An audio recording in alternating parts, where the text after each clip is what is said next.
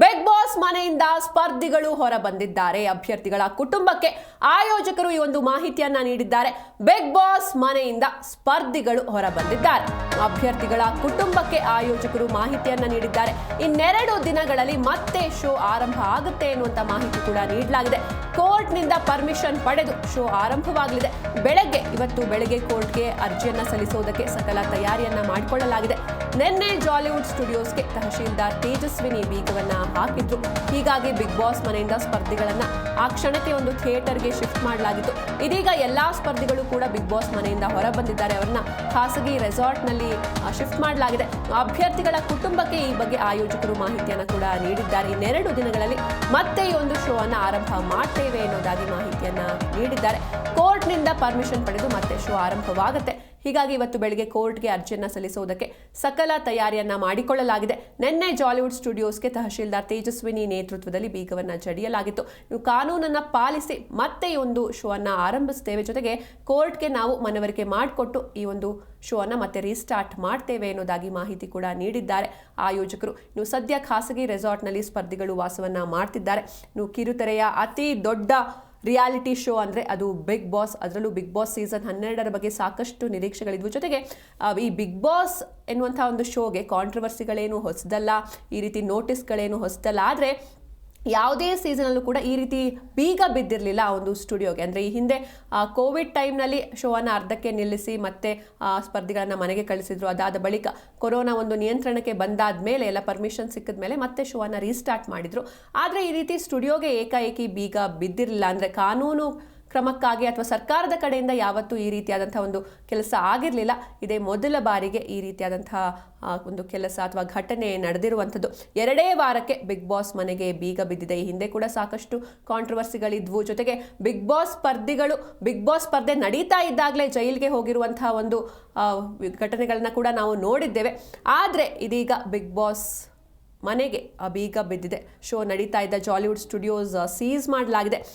ರಾಮನಗರ ತಾಲೂಕಿನ ಬಿಡದಿಯಲ್ಲಿರುವಂತಹ ಒಂದು ಸ್ಟುಡಿಯೋ ಇದು. ಇನ್ನು ಸ್ಪರ್ಧಿಗಳನ್ನು ಅಲ್ಲೇ ಹತ್ತಿರ ಇರುವಂತಹ ಬಿಡದಿಯಲ್ಲೇ ಇರುವಂತಹ ಒಂದು ಖಾಸಗಿ ರೆಸಾರ್ಟ್ಗೆ ಶಿಫ್ಟ್ ಮಾಡಲಾಗಿದೆ.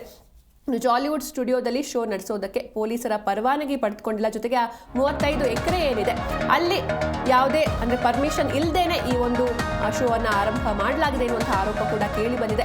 ಬಿಡದಿ ಬಳಿ ಇರೋ ಜಾಲಿವುಡ್ ಸ್ಟುಡಿಯೋಗೆ ಬೀಗ ಬಿದ್ದಿದೆ. ಇನ್ನು ಈ ಬಗ್ಗೆ ಟ್ವೀಟ್ ಮಾಡಿದ್ದಾರೆ ಅರಣ್ಯ ಸಚಿವ ಈಶ್ವರ್ ಖಂಡ್ರೆ ಅವರು. ಕಾನೂನಿಗಿಂತ ಯಾರು ದೊಡ್ಡವರಲ್ಲ ಎಂದಿದ್ದಾರೆ ಖಂಡ್ರೆ. ಇನ್ನು ಪರಿಸರ ಕಾಯ್ದೆ ಉಲ್ಲಂಘಿಸಿದ್ರೆ ಈ ರೀತಿಯಾದಂತಹ ಕ್ರಮಗಳು ಅನಿವಾರ್ಯ. ಜಲ ಮತ್ತು ವಾಯು ಕಾಯ್ದೆಯಡಿ ಅನುಮತಿ ಪಡೆದುಕೊಂಡಿಲ್ಲ ಅಂತ ಈ ಬಗ್ಗೆ ಟ್ವೀಟ್ ಮಾಡಿದ್ದಾರೆ ಅರಣ್ಯ ಸಚಿವ ಈಶ್ವರ್ ಖಂಡ್ರೆ ಅವರು. ನಿನ್ನೆ ತಹಶೀಲ್ದಾರ್ ತೇಜಸ್ವಿನಿ ನೇತೃತ್ವದಲ್ಲಿ ಸ್ಟುಡಿಯೋಗೆ ಬೀಗವನ್ನ ಹಾಕಲಾಗಿದೆ. ಬೆಂಗಳೂರು ದಕ್ಷಿಣದ ತಹಶೀಲ್ದಾರ್ ಪರಿಸರ ಮಾಲಿನ್ಯ ಆರೋಪದ ಅಡಿಯಲ್ಲಿ ಸ್ಟುಡಿಯೋಗೆ ಬೀಗವನ್ನ ಹಾಕಲಾಗಿದೆ. ಈ ಕುರಿತು ಟ್ವೀಟ್ ಮಾಡಿದ್ದಾರೆ ಅರಣ್ಯ ಸಚಿವ ಈಶ್ವರ್ ಖಂಡ್ರೆ. ಪರಿಸರ ಕಾಯ್ದೆ ಉಲ್ಲಂಘಿಸಿದ್ರೆ ಕ್ರಮ ಅನಿವಾರ್ಯ ಅಂತ ಟ್ವೀಟ್ನಲ್ಲಿ ತಿಳಿಸಿದ್ದಾರೆ. ರಾಮನಗರ ಜಿಲ್ಲೆಯ ಬಿಡದಿ ಬಳಿ ಇರುವಂತಹ ಜಾಲಿವುಡ್ ಸ್ಟುಡಿಯೋ ಸಂಸ್ಥೆಗೆ ಜಲ ಕಾಯ್ದೆ ಹಾಗೂ ವಾಯು ಕಾಯ್ದೆಯಡಿ ಅಗತ್ಯ ಪರ್ಮಿಷನ್ಗಳನ್ನ ಪಡೆಯದೆ ಈ ಕೆಲಸವನ್ನ ಮಾಡ್ತಾ ಇತ್ತು ಅಥವಾ ಶೋಗಳನ್ನ ನಡೆಸ್ತಾ ಇದ್ರು. ಈ ಹಿನ್ನೆಲೆಯಲ್ಲಿ ಮಾಲಿನ್ಯ ನಿಯಂತ್ರಣ ಮಂಡಳಿಯಿಂದ ನೋಟಿಸ್ ನೀಡಲಾಗಿದೆ. ಬಿಗ್ ಬಾಸ್ ಕಾರ್ಯಕ್ರಮ ನಡೆಯುತ್ತಿರುವ ಈ ಸ್ಟುಡಿಯೋಗೆ ಈ ಹಿಂದೆನೇ ಮಂಡಳಿ ಏನಿದೆ 2 ಬಾರಿ ನೋಟಿಸ್ ನೀಡಿದ್ರು ಕೂಡ ಅವ್ರ ಕಡೆಯಿಂದ ಯಾವುದೇ ರೆಸ್ಪಾನ್ಸ್ ಬಂದಿಲ್ಲ. ಹೀಗಾಗಿ ಈಗ ಕ್ರಮವನ್ನು ಕೈಗೊಳ್ಳಲಾಗಿದೆ. ಅಲ್ಲದೆ STP ಕೂಡ ಸರಿಯಾಗಿ ವರ್ಕ್ ಆಗ್ತಾ ಇಲ್ಲ. ಜೊತೆಗೆ ತ್ಯಾಜ್ಯ ವಿಲೇವಾರಿ ಕೂಡ ಸರಿಯಾಗಿ ಆಗ್ತಾ ಇಲ್ಲ. ಹಾಗೂ ಜನರೇಟರ್ಗಳನ್ನ ಏನು ಯೂಸ್ ಮಾಡ್ತಾರೆ ಇದಕ್ಕೂ ಕೂಡ ಅಗತ್ಯವಾದಂಥ ಪರ್ಮಿಷನ್ ತಗೊಂಡಿಲ್ಲ. ಇದೆಲ್ಲವೂ ಕೂಡ ಗಮನಕ್ಕೆ ಬಂದಿದೆ. ಹೀಗಾಗಿ ಕಾನೂನಿಗಿಂತ ಯಾರೂ ದೊಡ್ಡವರಲ್ಲ. 2 ಬಾರಿ ನಾವು ನೋಟಿಸನ್ನು ಈ ಹಿಂದೆ ನೀಡಿದ್ರು ಕೂಡ ಯಾವುದೇ ರೀತಿಯಾದಂಥ ಅವ್ರ ಕಡೆಯಿಂದ ರೆಸ್ಪಾನ್ಸ್ ಆಗಲಿ ರಿಯಾಕ್ಷನ್ ಆಗಲಿ ಬಂದಿಲ್ಲ. ಹೀಗಾಗಿ ಏಕಾಏಕಿ ಒಂದು ಕ್ರಮವನ್ನು ಕೈಗೊಳ್ಳಲಾಗಿದೆ ಅಂತ ಅರಣ್ಯ ಸಚಿವ ಈಶ್ವರ್ ಖಂಡ್ರೆ ಅವರು ಟ್ವೀಟ್ ಮೂಲಕ ತಿಳಿಸಿದ್ದಾರೆ. ನಿನ್ನೆ ತಹಶೀಲ್ದಾರ್ ತೇಜಸ್ವಿನಿ ನೇತೃತ್ವದಲ್ಲಿ ಜಾಲಿವುಡ್ ಸ್ಟುಡಿಯೋಸ್ಗೆ ಬೀಗವನ್ನು ಜಡಿಯಲಾಗಿದೆ. ಇನ್ನು ಇವತ್ತು ಬಿಗ್ ಬಾಸ್ ತಂಡ ಏನಿದೆ ಅಥವಾ ಆ ಜಾಲಿವುಡ್ ಮ್ಯಾನೇಜ್ಮೆಂಟ್ ಏನಿದೆ ಹೈಕೋರ್ಟ್ ಮೆಟ್ಟಿಲಿರೋದಕ್ಕೆ ಸಕಲ ಸಿದ್ಧತೆಯನ್ನು ಮಾಡ್ಕೊಂಡಿದೆ. ಅಂದರೆ ಈ ಒಂದು ಏನು ಮಂಡಳಿಯವರು ಪರಿಸರ ಮಾಲಿನ್ಯ ಮಂಡಳಿ ಕಡೆಯಿಂದ ಒಂದು ನೋಟಿಸ್ ಸಿಕ್ಕಿದೆ.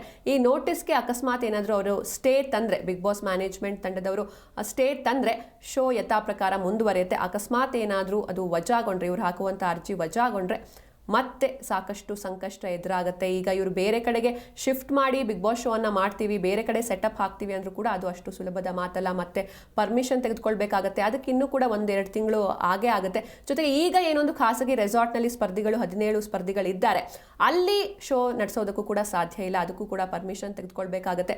ಸೊ ಹೀಗಾಗಿ ಏನಾಗುತ್ತೆ ಎಲ್ಲವನ್ನು ಕೂಡ ಕಾದು ನೋಡಬೇಕಿದೆ. ಇವತ್ತು ಬಿಗ್ ಬಾಸ್ ಶೋನ ಭವಿಷ್ಯ ನಿರ್ಧಾರವಾಗುತ್ತೆ. ಹೈಕೋರ್ಟ್ ಮೆಟ್ಟಿಲೇರಲಿದೆ ಬಿಗ್ ಬಾಸ್ ತಂಡ ಅಥವಾ ಜಾಲಿವುಡ್ ಮ್ಯಾನೇಜ್ಮೆಂಟ್. ಸೊ ಏನೆಲ್ಲ ಆಗತ್ತೆ ಅದೆಲ್ಲವನ್ನು ಕೂಡ ಕಾದು ನೋಡಬೇಕಿದೆ.